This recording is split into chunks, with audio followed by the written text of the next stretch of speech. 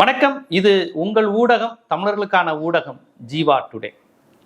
இப்போ பார்த்தீங்கன்னா, நேற்று அமைச்சர் கீர்த்தனா அவர்கள் இந்த மாதிரி ஆய்வு செய்து ஒரு குழந்தையிடம் உனக்கு அது தெரியாதா, இது தெரியாதா, இங்கிலீஷ் பேச தெரியலையான்னு அந்த குழந்தையிடம் பேசியது மட்டும் இல்லாமல், உனக்கே தெரிலன்னா லாஸ்ட் பெஞ்ச் ஸ்டூடெண்ட்ஸ்க்கு தெரியாதுன்னு ரொம்ப ரொம்ப பொது புத்தியில் மாணவர்களையும், அரசு பள்ளி மாணவர்களையும், எளிய குழந்தைகளையும் அவர் மதிப்பிட்டது, கேமரா முன்னிலையில் அவர்களை பற்றி பேசி தாழ்வு மனப்பான்மை அந்த குழந்தைகளிடம் உருவாக்குனதை கண்டித்து நம்ம வீடியோ போட்டோம். அதில் நான் குறிப்பாக கேமராமேன் தான் மாட்டி விட்டாருன்னு சொல்லி தமிழில் வச்சுருந்தேன். அது காரணம் இதை வீடியோ எடுத்ததுனால தான் நீங்கள் மாட்டினீங்க. நீங்கள் ஏதோ பெருமைக்கு நான் யார் தெரியுமா, என் அறிவு தெரியுமா, என் ஆங்கில புலமை தெரியுமான்னு அந்த சின்ன குழந்தைகிட்ட அவங்க அறிவு புலமையை காமிச்சு, அரசு பள்ளினா கேவலம் தானே, அரசு பள்ளி ஆசிரியர்கள், அரசு பள்ளி மாணவர்கள்னா என்ன வேணாலும் பண்ணலாம், அவங்கள எப்படி வேணாலும் ட்ரீட் பண்ணலான்னு போய்கிட்டு ஆச்சா பூச்சான்னு இருக்கீங்க. அதை கேமரா வேறு எடுத்து பார்த்துருக்கீங்க. இன்றைக்கி இருக்கக்கூடிய கல்வியாளர்கள் எல்லோரும், பொதுமக்கள், பெற்றோர்கள் எல்லோரும் அதை கண்டித்த உடனே வேக வேகமாக அவங்க அறிக்கை விட்டுருக்காங்க, நான் கேமராமேனை கொண்டு போகலன்னு. நேற்று நம்ம வச்ச தம்ப்நெயில் தான் அது. கேமராமேன் தான் உங்களை காட்டி கொடுத்தாரு, அந்த கேமரா தான் உங்களை காட்டி கொடுத்துச்சு, அந்த வீடியோ தான் உங்களை இன்னைக்கு இத்தனை பேர் விமர்சனம் செய்ய வைத்தது அப்படின்னு நான் போட்டிருந்தேன். இன்னைக்கு நம்ம ஜீவா டுடேக்கு பதில் சொல்ற மாதிரி தான் அவங்க சொல்லியிருக்காங்க, நான் கேமராலாம் கொண்டு போகல, மீடியாக்கள் வந்து எடுத்தாங்க ஒழிய பர்சனலாக நான் கேமரா வச்சு ரீல்ஸ் போடல, எடுக்கலன்னு பதறிக்கிட்டு ஸ்டேட்மெண்ட் கொடுத்துருக்காங்க. மேடம், என்னுடைய கேள்வி, கேமராமேன் நீங்கள் தனிப்பட்ட முறையில் கொண்டு போனீங்களா இல்லையாங்கிறது அல்ல. ஒரு குழந்தைகிட்ட நீங்க இங்கிலீஷ் பேசி உனக்கு இங்கிலீஷ் பேச தெரியுமாங்கிறத யாரு சொல்லி வீடியோ எடுத்தீங்க? உங்க அறிவுத்திறனையும் ஆங்கில புலமையும் அந்த குழந்தைகிட்ட காட்டுறத எதுக்கு நீங்க வீடியோ எடுக்கிறீங்க? நான் கேட்ட கேள்வியினுடைய தாத்பரியம் அதுதான். நீங்க அதை விட்டுட்டு நான் கேமரா கொண்டு, இதெல்லாம் நான் கேட்ட கேள்வி என்னது? ஏழை குழந்தையிடம், அரசு பள்ளியிடம் நீங்க யாரு ஆய்வு செய்வதற்கு, நீங்க போய் என்னத்தை இங்கிலீஷ் பேசுவதற்கு ஒரு அரசு சம்பளம் பெறும் அரசு ஆசிரியை நீங்க எப்படி அவமானப்படுத்துறீங்க? இதைத்தான் நான் கேட்டேன். அதுக்கு நீங்க பதில் சொல்லவே இல்லையே. எல்லா கல்வியாளர்களும் கேட்டது, அரசு பள்ளினா அவ்வளவு இலக்காரமா, அவ்வளவு கேவலமா, ஏழை குழந்தைங்கன்னா அவ்வளவு கேவலமா போச்சா அவங்களுக்கு?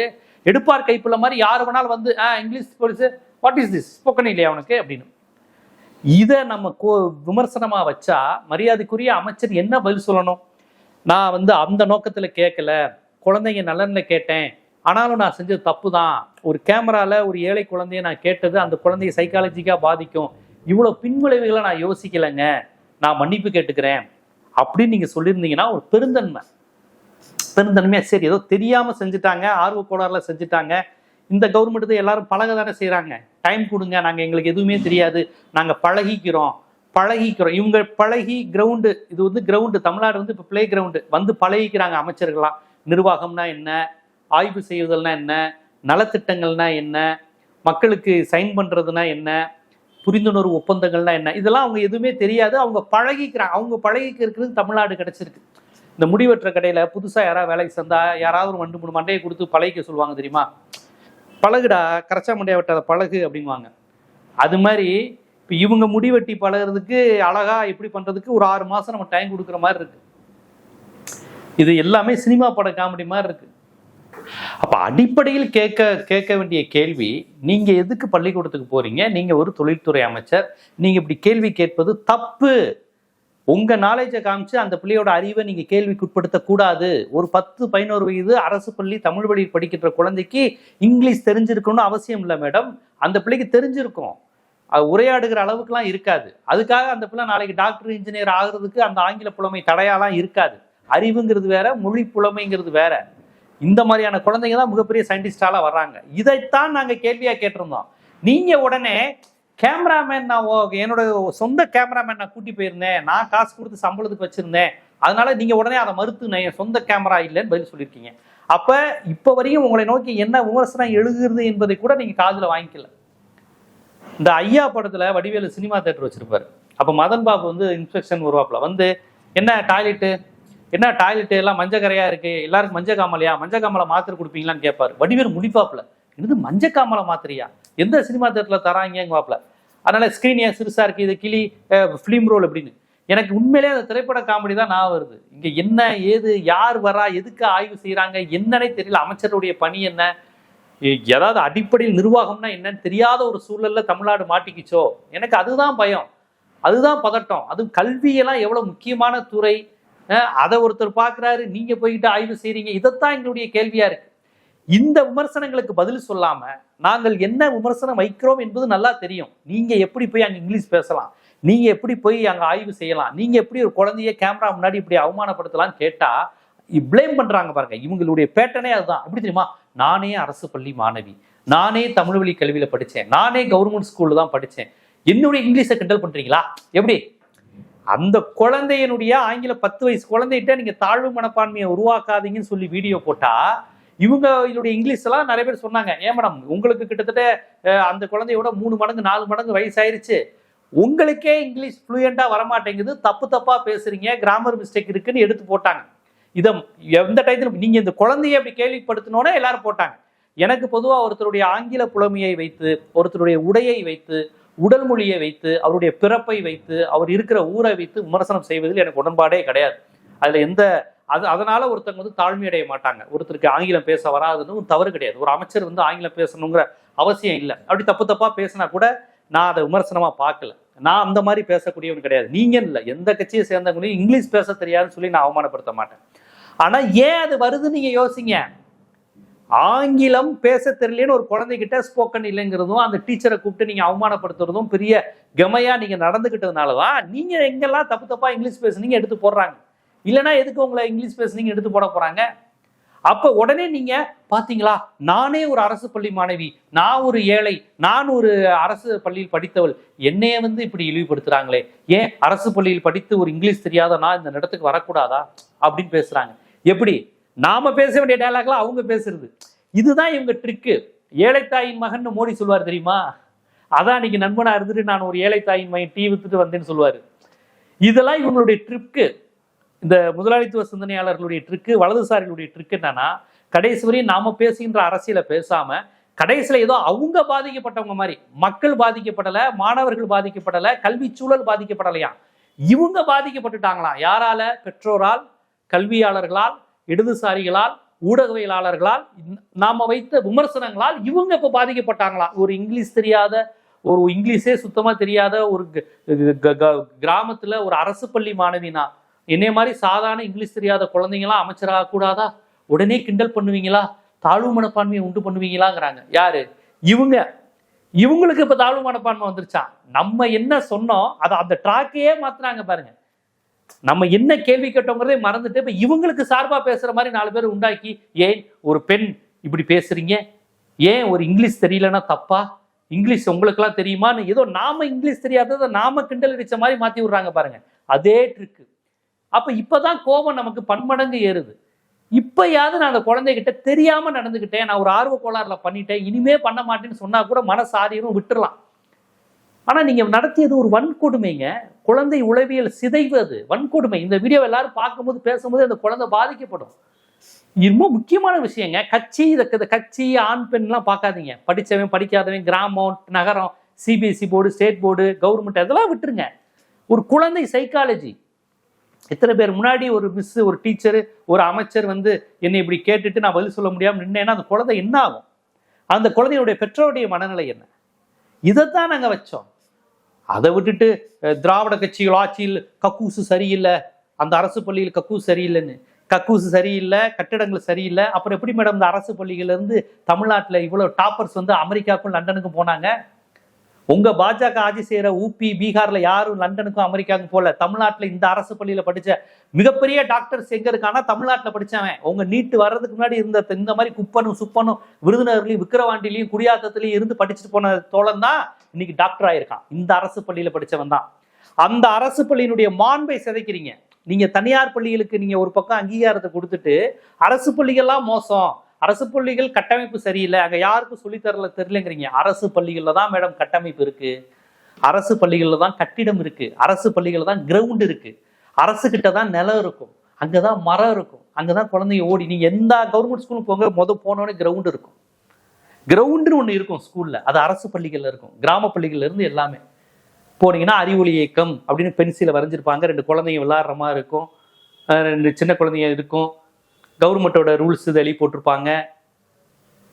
இதுதான் அரசு பள்ளி. தனியார் பள்ளிகள் எப்படி? கிரவுண்டே இருக்காது, வெறும் கட்டிடங்கள், ஒண்ணு மேல கட்டிடம், இப்படி இருக்காது, அகலமா இருக்காது. எல்லா பிரைவேட் ஸ்கூலும் போங்க நீளமா தான் இருக்கும், காற்றோட்டம் இருக்காது, மரம் இருக்காது. ஏன்? தனியார் பள்ளிகளுக்கு லேண்டு கிடையாது. சென்னையிலயோ மதுரை எங்க லேண்ட் இருக்கு? இப்ப எல்லா லேண்டு தான் ரியல் எஸ்டேட் போயிருச்சே. ஆனா அரசு பள்ளிகள், அரசிடம் லேண்ட் இருக்கிறதுனால அவங்க பெரிய பெரிய பள்ளிகள் கட்டுவாங்க. இப்ப தூத்துக்குடி காயல்பட்டினத்துல காமராஜர் காலத்துல ஒரு பெரிய ஸ்கூலு, கவர்மெண்ட் ஸ்கூலு. எந்த அரசு பள்ளினாலுமே பிரைவேட் ஸ்கூல்ல விட உங்களுக்கு கிரவுண்டு நிறைய இருக்கும்.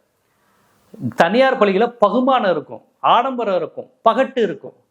அரசு பள்ளிட்டு அப்படி காமிச்சிக்க வேண்டிய அவசியம் இல்லை. ஏன்னா வேலை பார்க்குறவன் யாருக்கும் அந்த ஸ்கூல் சொந்தம் கிடையாது. பிரைவேட் ஸ்கூல்ல அவன் மினுக்கணும், சீன் போடணும். இங்க அது மாதிரி இருக்காது. ஸோ சரி, நான் தெரியாம இருக்கிறேன், பிரைவேட் ஸ்கூல் டாய்லெட் எல்லாம் போய் செக் பண்ணிட்டீங்களா? பிரைவேட் ஸ்கூல் டாய்லெட்லாம் கிளீனா இருக்கா? செக் பண்ணிட்டீங்களா? நீங்க செக் பண்ண உங்களை விடுவானா? பிரைவேட் ஸ்கூல்ல, சிபிஎஸ்சியில், இன்டர்நேஷனல் ஸ்கூல்ல உங்க டாய்லெட்ஸ் எப்படி இருக்குன்னு உள்ள போய் பார்க்க விடுவாங்களா உங்களை? சொல்லுங்க மேடம். கவர்மெண்ட் ஸ்கூல் டாய்லெட்டை செக் பண்ண உங்களுக்கு யாரு அனுமதி கொடுத்தது? இந்த எவ்வளவு பிரம்மாண்டமான அரசு பள்ளிகள்லாம் இருக்கு தெரியுமா? சென்னையிலேயே அசோக் நகர் கவர்மெண்ட் ஸ்கூல் சீட்டு கிடைக்காது தெரியுமா உங்களுக்கு? உங்களுக்கு ஏதாவது அரசு பள்ளினா என்னன்னு தெரியுமா? அரசு பள்ளினா கேவலம், அங்க படிக்கிறவெல்லாம் இல்லாத விட்டு பையன், இவங்களுக்கு என்னத்த, அந்த மைண்ட் செட் தானே. நீங்க அந்த மைண்ட் செட்டோட நடந்துட்டு இதை விமர்சனம் பண்ண உடனே டாய்லெட் சரியில்லை, கட்டிடம் சரியில்லை, யாரு கேட்பது 4-5 போட்டோ எடுத்து போடுறீங்க.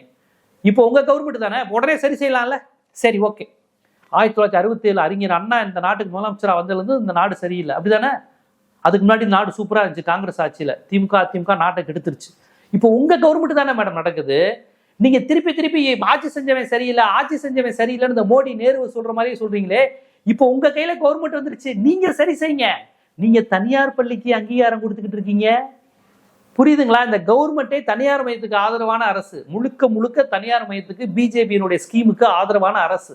அதை பத்திலாம் நம்ம பேசிடக்கூடாதுங்கிறதுக்காக தான் ரீல்ஸு, ஆய்வு, இந்த மாதிரி சர்ச்சைகள். ஏதாவது பிரச்சனை வந்தா அவங்களையே நாங்களே பாதிக்கப்பட்டவர்னு சொல்லக்கூடிய இந்த விஷயங்கள் நடக்குது.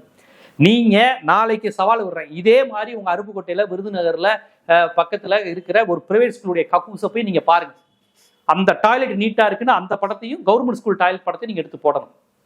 எப்படி நீட்டா இருக்குன்னு நீங்க பாருங்க. முதல்ல அவன் உள்ள விடுறானா பார்ப்போம். உங்களை டாய்லெட்ல வந்து நாங்கள் செக் பண்றதுக்கு செக் பண்ணுங்க பார்ப்போம் ப்ராப்பரா. உங்களுக்கு என்ன தெரியுமா? உங்களுக்கு ஜெயலலிதாமையார் காலத்துல வந்து பெண்களுக்கான அந்த மாதாந்திர நேப்கின், அந்த பொசுக்கிற அந்த மிஷின் மாதிரி இருக்கிறதெல்லாம் கவர்மெண்ட் ஸ்கூல்ல தான் நிறைய வச்சாங்க. எனக்கு விகடன்ல இருந்து அந்த பத்திரிகையாளர்கள் இதுல சிறந்த இதுல என்ன செய்ய போறீங்கன்னு எனக்கு அந்த விருது கிடைச்ச, ஒரு பணம் கிடைச்சப்ப அதை நீங்க யாருக்கு செலவு பண்ணுங்கிறப்ப நான் அரசு பள்ளிகளுக்கு அந்த நாப்கின் மகளிருக்கு பயன்படுத்துவதற்கு நான் அது கொடுத்துருக்கேன். அரசு பள்ளிகள் அதை செய்வாங்க. எத்தனை பிரைவேட் ஸ்கூல்ல அது ப்ராப்பரா இருக்குன்னு உங்களால சொல்ல முடியுமா? வச்சிருப்பாங்க, வச்சிருக்க கூடாது நான் சொல்லல. அரசு பள்ளிகள்ல இதெல்லாம் இருக்கு. ப்ராப்பரா தண்ணி குடிக்கிறதுக்கு ஒரு பெல் அடிக்கிறாங்க தெரியுமா அரசு பள்ளியில? தண்ணி குடிக்கிறதுக்குன்னு. நான் படிக்கும் போதெல்லாம் இந்த மாதிரிலாம் கிடையாது. நான் அரசு பள்ளியில படிக்கலனாலும் பிரைவேட் ஸ்கூல்ல படிக்கலாம். அரசு பள்ளிகள் இப்ப நிறைய மாறி இருக்கு. நான் கேள்விப்பட்ட வரையும் தண்ணி குடிக்கிறதுக்கு பெல் அடிக்கிறாங்க. சரிவிகித உணவு பிரைவேட் ஸ்கூல்ல இதெல்லாம் கிடைக்காது. மக்களுடைய விருப்பம் பிரைவேட் ஸ்கூல்ல சேர்றதும் அரசு பள்ளியில சேர்றதும். இப்ப நிறைய ஏழைகள் பிரைவேட் ஸ்கூல்ல சேர்றாங்க, சாதாரண மக்களும் பிரைவேட் ஸ்கூல்ல சேர்றாங்க.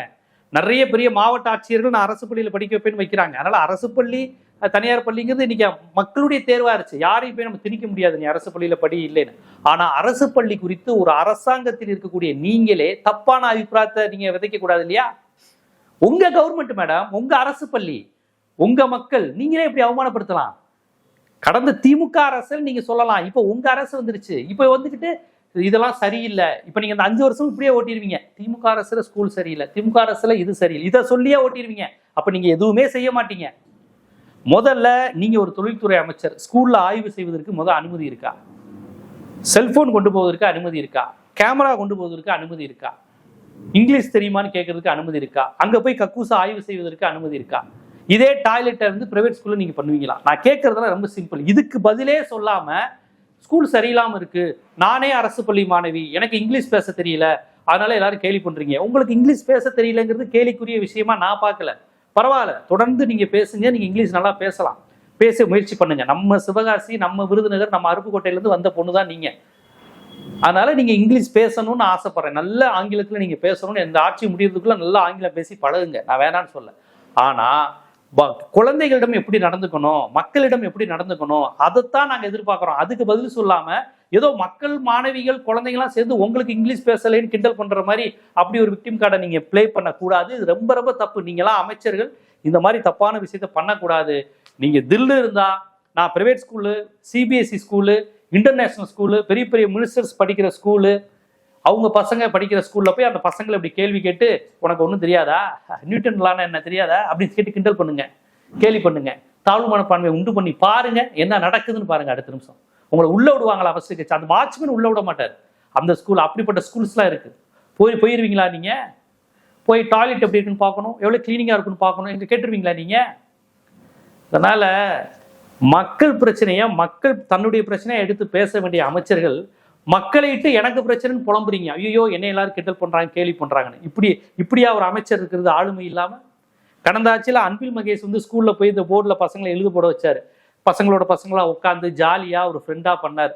ஆனா என்னை பொறுத்தவரையும் அமைச்சர் இப்படி கிளாஸ்க்குள்ள போய் பண்ணுமாங்கிறது எனக்கு தேவையில்லை. என்னை கேட்டா அது எந்த கட்சி யார வேணாலும் இருக்கட்டும், எனக்கு தெரிஞ்ச பண்ண தேவையில்லை. ஆனா அன்பில் மகேஷ் பண்ணும்போது பசங்களுக்கு ஒரு எந்தோவா இருந்தது, ஜாலியா. ஒரு மினிஸ்டரே ஒரு ஸ்டூடெண்ட் மாதிரி ஜாலியா சிரிச்சுக்கிட்டு, என்னடா டேய் வா வா எழுது, நீ எழுது பாக்குற, எங்க என்ன பண்ற அப்படின்னு.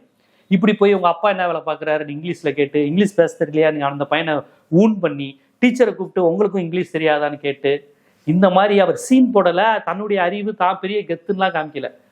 பசங்களுக்கு தன்னம்பிக்கை உண்டு பண்ணாரு. தாழ்த்தப்பட்ட சமுதாயத்து பிள்ளைங்க, பழங்குடியினர் பிள்ளைங்க, மலைவாழ் பிள்ளைங்க, இவங்கெல்லாம் நான் முதல்வன் திட்டத்துல வரணும், படிக்கணும். இதை நோக்கி திராவிட கட்டுமானம் வளர்ந்துச்சு. அந்த திராவிடத்தை அழிக்கணும்னு தான் டெல்லியும் பாஜகவும் துடிக்குது. அதுக்கு தகுந்த மாதிரியான ஒரு கவர்மெண்ட் இப்ப அமைஞ்சிருச்சு. அதனால எல்லாம் நடக்குது. இதையெல்லாம் தாண்டி நம்ம குழந்தைகளுடைய கல்வி உரிமையை மீட்க வேண்டிய, பாதுகாக்க வேண்டிய கடமை நம்மை போன்ற ஜனநாயக சக்திகள் ஊடகவியலாளருக்கு இருக்கு. அது போன்ற விழிப்புணர்வை ஏற்படுத்த தான் இந்த காணொலி. இது போன்ற அரசியல், சமூகம், சினிமா, பொருளாதாரம், சட்டம் போன்ற பல்வேறு விழிப்புணர்வு காணொலிகள் உங்களை வந்து சேருவதற்கு ஜீவா டுடே சேனலை சப்ஸ்கிரைப் பண்ணுங்க, ஆதரவு தாங்க. நன்றி.